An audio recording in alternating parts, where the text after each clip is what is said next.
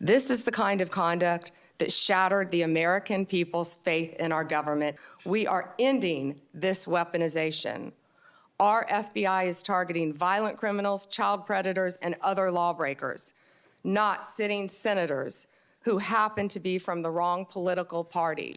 Okay, that was U.S. Attorney General Pam Bondi earlier this week testifying on the growing controversy. Biden's Justice Department, Jack Smith's fishing expedition, spying on 8 sitting GOP U.S. senators and a GOP congressman. It's worse than realize. They did not need to get their phone records. Biden's FBI and DOJ reportedly already had these phone logs of things like White House communications and other communications for the January 6 probe. Joining us now, Fox News contributor Joe Concha. Joe, what do you make of this? Because Jack Smith, Biden's DOJ, they used the cover of January 6. It looks like to do a fishing expedition, peer into the activities of senators who are Biden's opponents, plus their locations and network of associates.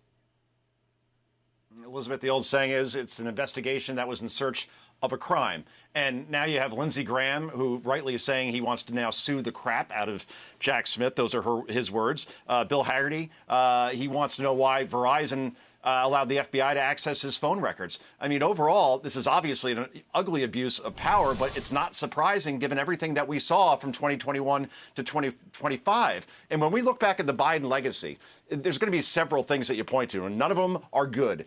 Opening the U.S. southern border, the cover-up of a president that clearly was in cognitive decline, and obviously the weaponization of our justice system in trying to take not only out Donald Trump, but Republican senators in terms of their phone records. This is Soviet kind of stuff that we're seeing here right out of the Politburo. And Jack Smith, who you see on your screen, I want to finally see him on a witness stand. I want to see him questioned because he's been hiding under the cover also of never having to answer to the press. And I would hope that now at least he has to answer to Congress or the Senate or both, because let's see what happened here, because clearly this was an abuse of power in order to gain political gain. And that's what our country has become, unfortunately. And the Biden years will be remembered for that. I mean, Jack Smith was not even confirmed. He wasn't even confirmed by the Senate. I mean, there's a problem, too. They could have found out who the government whistleblowers were on their Hunter Biden story. I mean, whistleblowers have been talking to Senator Chuck Grassley, Ron Johnson. They were spied on. You know, what you said, I cover corporate accounting scandals. When you talk to a fraudster, they always self-justify what they're doing. They have some other reason for what they did, making like they're right. I mean, these guys doing this, they were having this morally superior attitude, like what they were doing was right.